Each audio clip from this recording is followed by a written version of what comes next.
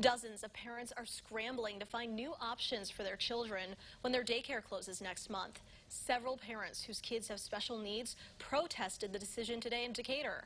Our Capitol Bureau Chief, Mark Maxwell, was there. I'm still in shock. Dozens of parents learned Friday their daycare is closing down next month. They're telling us that they don't have the funding, that they didn't recover from COVID.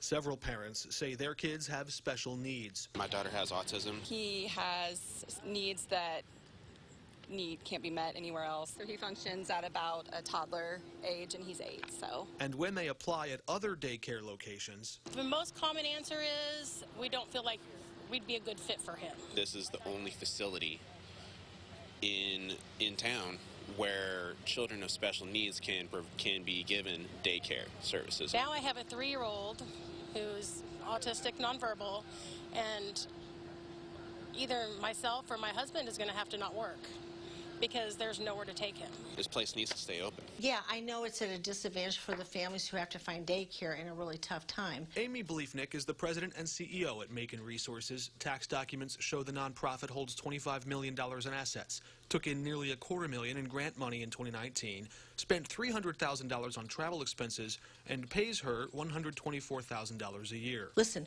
we don't blow money. We don't blow money. We don't blow money. State records show last year, Illinois spent $9 million through 12 contracts to the nonprofit that has a mission statement to care for adults and children with disabilities. In March of 2020, there was a rise in costs. When the pandemic hit, parents say the daycare raised its prices up to 3 times as much per week. We've lost money in the daycare every year since I've been here. Okay, we've lost money. Parents claim the nonprofit had grant funding available but just didn't apply for it.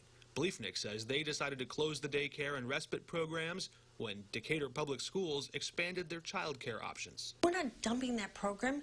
It's the school district's going to do it. It would only potentially provide some care before and after school during the Decatur Public Schools school year, not during the whole year. There's no sense in having duplicate services. This is an organization whose sole purpose was to provide services for children and adults with disabilities. A portion of the population is being shut out with this decision. And this should not come from a nonprofit that has that kind of mission. Less than 10% of those kids have autism, okay? And they depend on a routine. Right. And I get that. they're going to be disrupted. I get that. And I don't like that at all, okay? But there are other daycares where they deal with kids with autism. They can't find them. Well, not today, no. Is there nothing they could say to change your mind? Probably not. Reporting in Decatur, Mark Maxwell.